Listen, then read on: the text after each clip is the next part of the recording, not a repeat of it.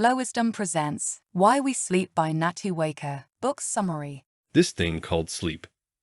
Part 1. To sleep. Caffeine, jet lag, and melatonin. Defining and generating sleep. 8 beds, dinosaurs, and napping with half a brain. Changes in sleep across the lifespan. To sleep. Chapter 1. The shorter your sleep, the shorter your lifespan. Sleep is the most effective thing we can do to reset our brain and body health each day. Caffeine, jet lag, and melatonin.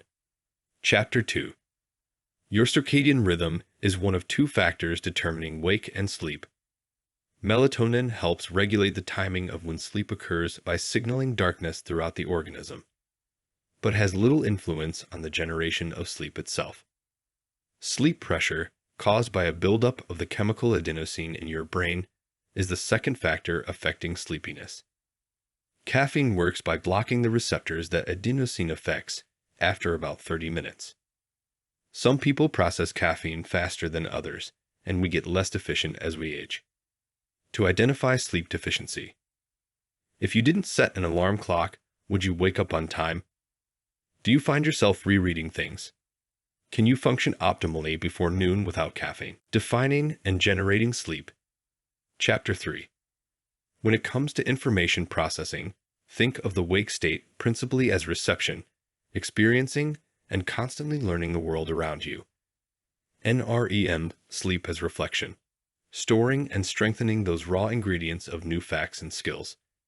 And REM sleep as integration, interconnecting these raw ingredients with each other, with all past experiences, and, in doing so, building an ever more accurate model of how the world works, including innovative insights and problem-solving abilities. Why did evolution decide to outlaw muscle activity during REM sleep? Because by eliminating muscle activity, you are prevented from acting out your dream experience. 8 beds, dinosaurs, and napping with half a brain. Chapter 4. That humans, and all other species, can never sleep back that which we have previously lost is one of the most important take-homes of this book, the saddening consequences of which I will describe in chapters 7 and 8. How should we sleep? Throughout developed nations, most adults currently sleep in a monophasic pattern. That is, we try to take a long, single bout of slumber at night, the average duration of which is now less than 7 hours. Visit cultures that are untouched by electricity, and you often see something rather different. Hunter-gatherer tribes, such as the Gabbra in northern Kenya or the Sand People in the Kalahari Desert, whose way of life has changed little over the past thousands of years, sleep in a biphasic pattern. Both these groups take a similarly longer sleep period at night, 7 to 8 hours of time in bed, achieving about 7 hours of sleep, followed by a 30 to 60-minute nap in the afternoon. Apparent from this remarkable study is this fact. When we are cleaved from the innate practice of biphasic sleep, our lives are shortened. It is perhaps unsurprising that in the small enclaves of Greece where siestas still remain intact, such as the island of Icaria, men are nearly 4 times as likely to reach the age of 90 as American males. REM sleep. REM sleep exquisitely recalibrates and fine-tunes the emotional circuits of the human brain, discussed in detail in Part 3 of the book. Second, and more critical, if you multiply these individual benefits within and across groups and tribes, all of which are experiencing an ever-increasing intensity and richness of REM sleep over millennia, we can start to see how this nightly REM sleep recalibration of our emotional brains could have scaled rapidly and exponentially. REM sleep fuels creativity. Changes in sleep across the lifespan. Chapter 5. Alcohol is one of the most powerful suppressors of REM sleep that we know of. Childhood sleep. The changes in deep NREM sleep always precede the cognitive and developmental milestones within the brain by several weeks or months, implying a direction of influence. Deep sleep may be a driving force of brain maturation, not the other way around. We are still learning more about the role of sleep in development. However, a strong case can already be made for defending sleep time in our adolescent youth, rather than denigrating sleep as a sign of laziness. Sleep in midlife and old age. That older adults simply need less sleep is a myth. Older adults appear to need just as much sleep as they do in midlife, but are simply less able to generate that, still necessary, sleep. As you enter your fourth decade of life, there is a palpable reduction in the electrical quantity and quality of that deep NREM sleep. The second hallmark of altered sleep as we age, and one that older adults are more conscious of, is fragmentation. The older we get, the more frequently we wake up throughout the night. Due to sleep fragmentation, older individuals will suffer a reduction in sleep efficiency, defined as the percent of time you were asleep while in bed. As healthy teenagers, we enjoyed a sleep efficiency of about 95%.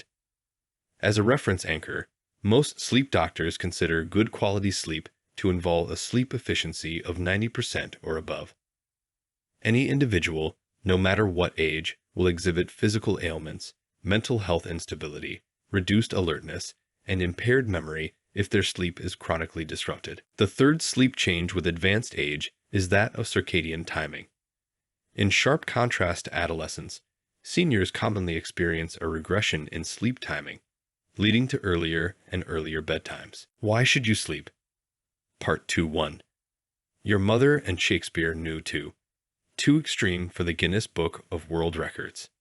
3. Cancer, heart attacks, and a shorter life. Your mother and Shakespeare knew. Chapter 6. The benefits of sleep for the brain. Of the many advantages conferred by sleep on the brain, that of memory is especially impressive, and particularly well understood. Sleep has proven itself time and again as a memory aid, both before learning, to prepare your brain for initially making new memories, and after learning, to cement those memories and prevent forgetting. Sleep for other types of memory. My final discovery, in what spanned almost a decade of research, identified the type of sleep responsible for the overnight motor skill enhancement, carrying with it societal and medical lessons.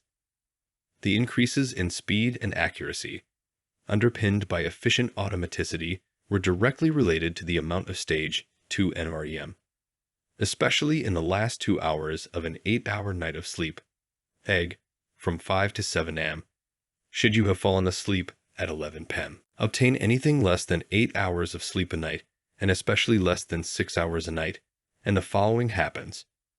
Time to physical exhaustion drops by 10 to 30%, and aerobic output is significantly reduced.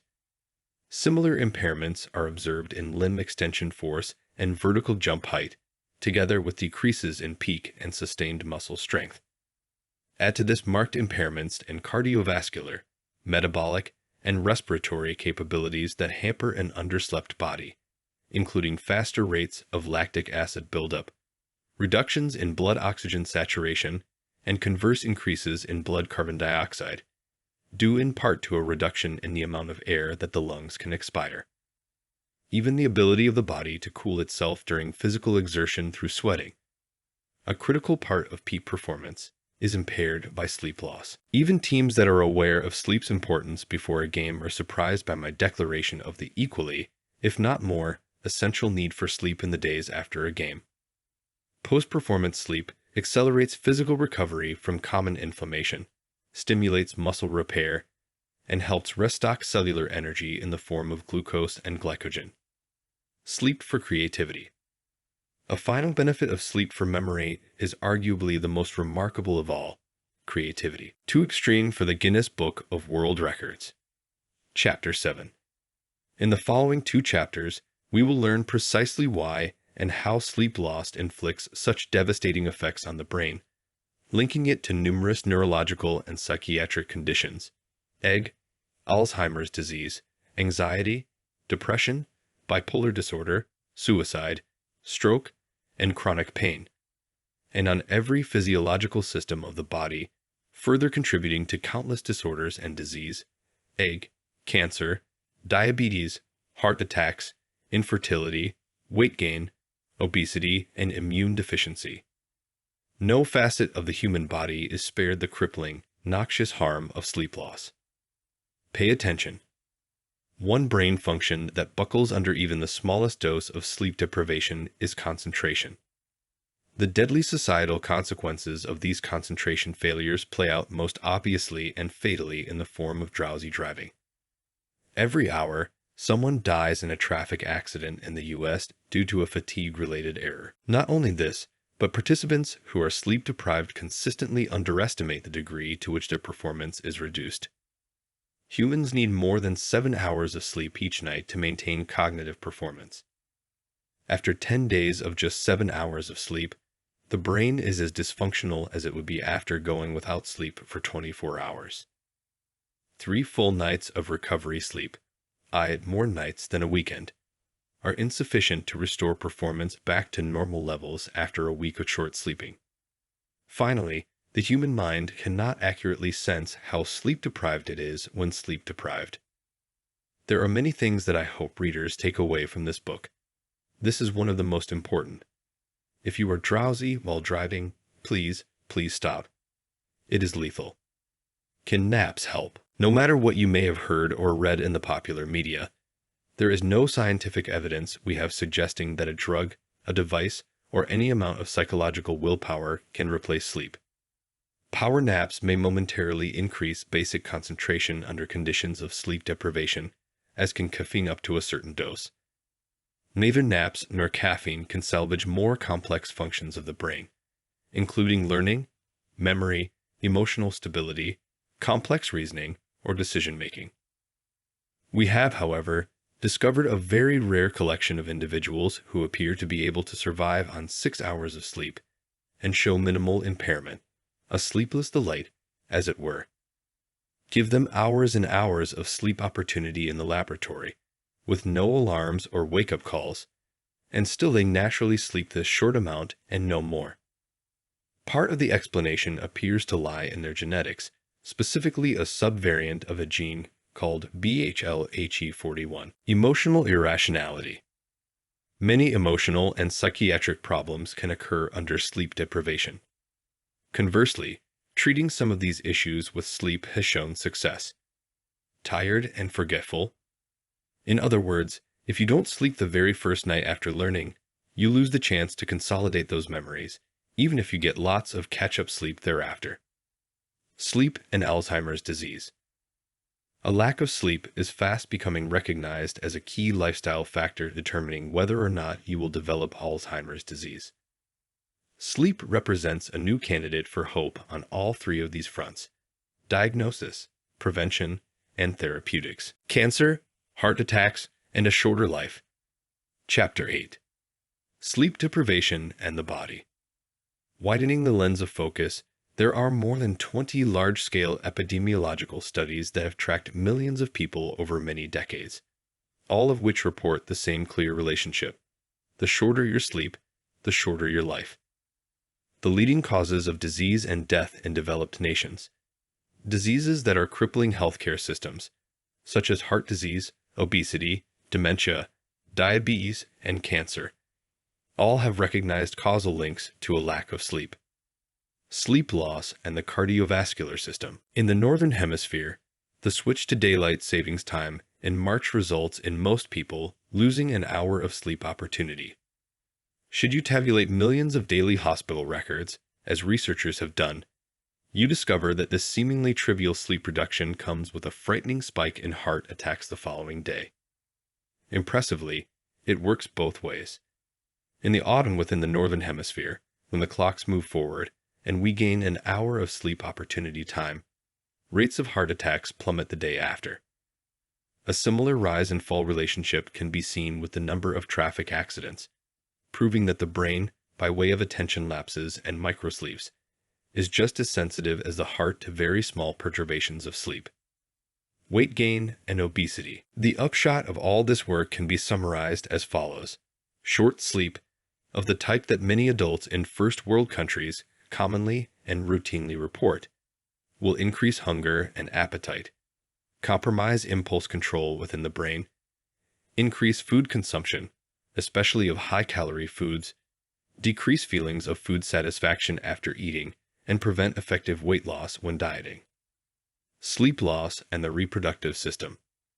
Take a group of lean, healthy young males in their mid-20s and limit them to 5 hours of sleep for 1 week, as a research group did at the University of Chicago. Sample the hormone levels circulating in the blood of these tired participants, and you will find a marked drop in testosterone relative to their own baseline levels of testosterone when fully rested. The size of the hormonal blunting effect is so large that it effectively ages a man by 10 to 15 years in terms of testosterone virility. Sleep loss and the immune system. Sleep deprivation vastly increases your likelihood of infection and reduces your response to flu vaccine. How and why we dream. Part 3. Routinely psychotic. Dreaming as overnight therapy. Routinely psychotic. Chapter 9. Emotional concerns are what have been found to correlate most with our dreams. Dreaming as overnight therapy. Chapter 10. Dreaming, the soothing balm. In fact, REM sleep is the only time during the 24-hour period when your brain is completely devoid of this anxiety-triggering molecule. Noradrenaline, also known as norepinephrine, is the brain equivalent to a body chemical you already know and have felt the effects of. Adrenaline, epinephrine. Dreaming to decode waking experiences. There are regions of your brain whose job it is to read and decode the value and meaning of emotional signals, especially faces. And it is that very same essential set of brain regions or network that REM sleep recalibrates at night. The outside world had become a more threatening and aversive place when the brain lacked REM sleep. Untruthfully so. Dream creativity and dream control. Chapter 11. Dreaming, the creative incubator. Deep NREM sleep strengthens individual memories, as we now know.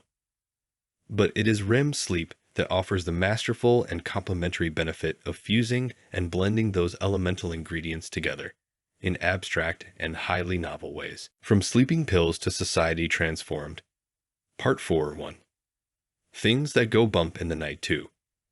iPads, factory whistles, and nightcaps. 3. Hurting and helping your sleep for. Sleep and society. What medicine and education are doing wrong. What Google and NASA are doing right. 5.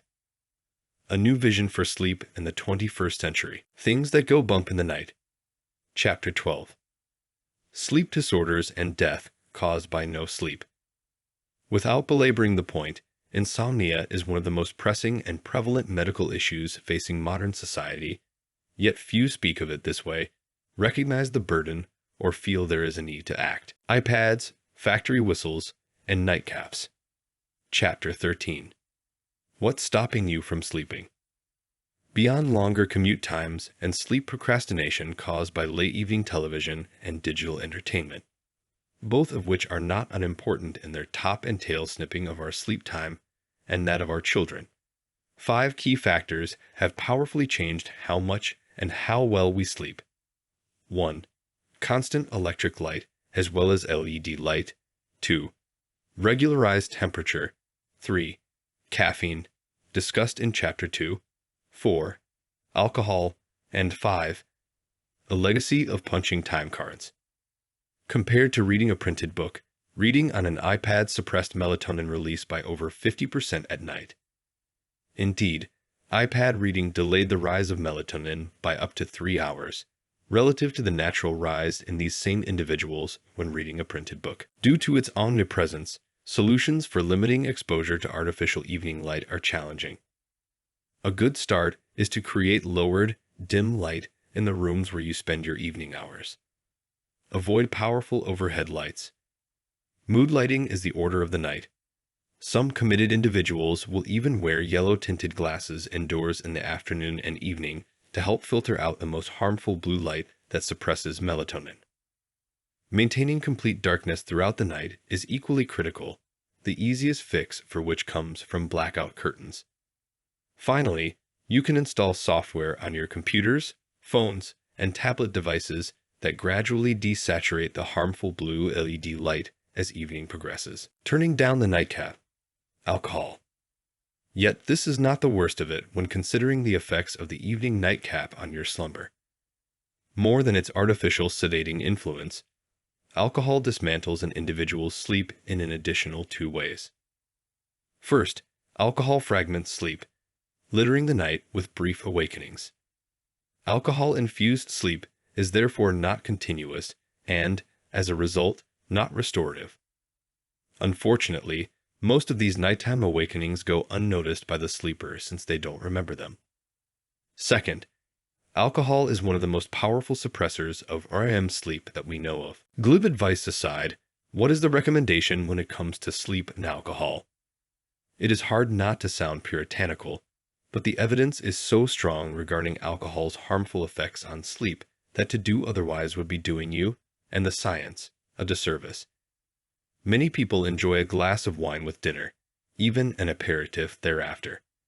But it takes your liver and kidneys many hours to degrade and excrete that alcohol, even if you are an individual with fast-acting enzymes for ethanol decomposition.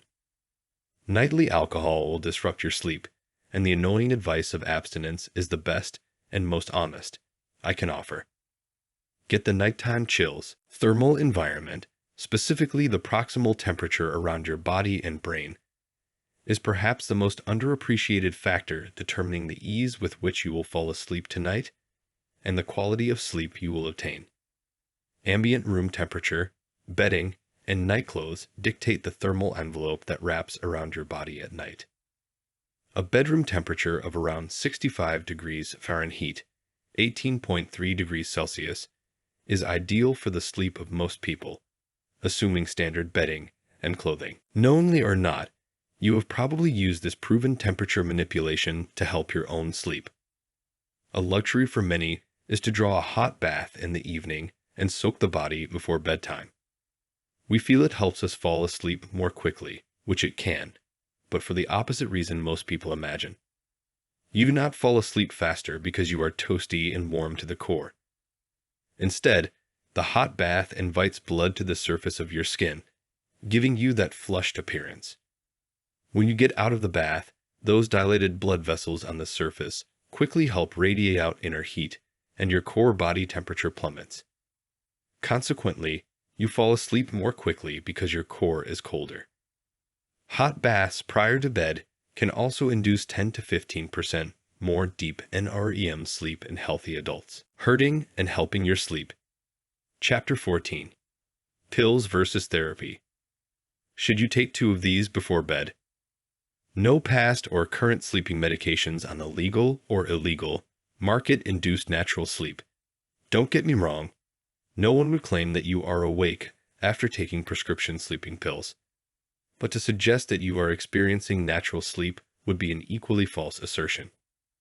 Those taking sleeping pills were 4.6 times more likely to die over this short 2.5-year period than those who were not using sleeping pills. Crick further discovered that the risk of death scaled with the frequency of use. Those individuals classified as heavy users, defined as taking more than 132 pills per year, were 5.3 times more likely to die over the study period than matched control participants who were not using sleeping pills. More alarming was the mortality risk for people who only dabbled in sleeping pill use. Even very occasional users, those defined as taking just 18 pills per year, were still 3.6 times more likely to die at some point across the assessment window than non-users. Don't take 2 of these, instead try these. Currently, the most effective of these is called cognitive behavioral therapy for insomnia, or CBTI, and it is rapidly being embraced by the medical community as the first-line treatment. Working with a therapist for several weeks, patients are provided with a bespoke set of techniques intended to break bad sleep habits and address anxieties that have been inhibiting sleep. CBT builds on basic sleep hygiene principles that I describe in the appendix, supplemented with methods individualized for the patient, their problems, and their lifestyle.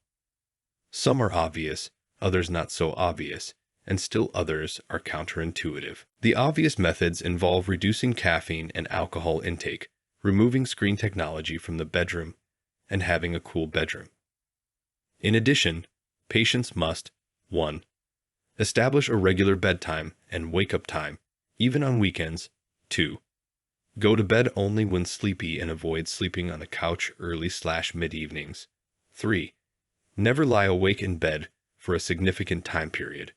Rather, Get out of bed and do something quiet and relaxing until the urge to sleep returns. 4. Avoid daytime napping if you are having difficulty sleeping at night. 5. Reduce anxiety-provoking thoughts and worries by learning to mentally decelerate before bed. And 6. Remove visible clock faces from view in the bedroom, preventing clock-watching anxiety at night.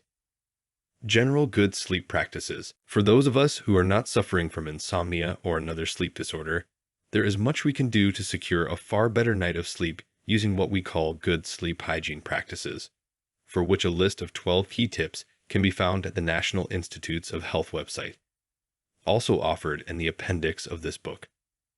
All 12 suggestions are superb advice, but if you can only adhere to one of these each and every day, make it going to bed and waking up at the same time of day, no matter what. It is perhaps the single most effective way of helping improve your sleep. Even though it involves the use of an alarm clock, it is still a clear bidirectional relationship, however, with a significant trend toward increasingly better sleep with increasing levels of physical activity, and a strong influence of sleep on daytime physical activity. Participants also feel more alert and energetic as a result of the sleep improvement, and signs of depression proportionally decrease. One brief note of caution regarding physical activity. Try not to exercise right before bed. Body temperature can remain high for an hour or two after physical exertion. Should this occur too close to bedtime, it can be difficult to drop your core temperature sufficiently to initiate sleep due to the exercise-driven increase in metabolic rate. Best to get your workout in at least 2 to 3 hours before turning the bedside light out, none LED powered. I trust. Sleep and society. What medicine and education are doing wrong. What Google and NASA are doing right. Chapter 15. REM sleep is what stands between rationality and insanity. Studies on changing school start times to an hour later have shown higher GPAs following the change, increased life expectancy due to lower traffic accidents, increased attendance, and more. Sleep and healthcare. The residency system was developed by a doctor who later turned out to be a cocaine addict, Dr. William Halsted. The number of errors vastly increase when residents and doctors are deprived of sleep. They themselves are much more likely to die in a traffic accident after a long shift. You should ask your doctor how much sleep they have had before undergoing any serious surgery. A new vision for sleep in the 21st century. Chapter 16. For me, addressing this issue involves 2 steps of logic. First, we must understand why the problem of deficient sleep seems to be so resistant to change and thus persists and grows worse. Second, we must develop a structured model for effecting change at every possible leverage point we can identify. Appendix. 12 tips for healthy sleep. 1. Stick to a sleep schedule. 2. Exercise is great, but not too late in the day. Try to exercise at least 30 minutes on most days, but not later than 2 to 3 hours before your bedtime. 3. Avoid caffeine and nicotine. 4. Avoid alcoholic drinks before bed. 5. Avoid large meals and beverages late at night. 6. If possible, avoid medicines that delay or disrupt your sleep. 7. Don't take naps after 3 p.m. 8. Relax before bed. Don't overschedule your day so that no time is left for unwinding. A relaxing activity, such as reading or listening to music, should be part of your bedtime ritual. 9. Take a hot bath before bed.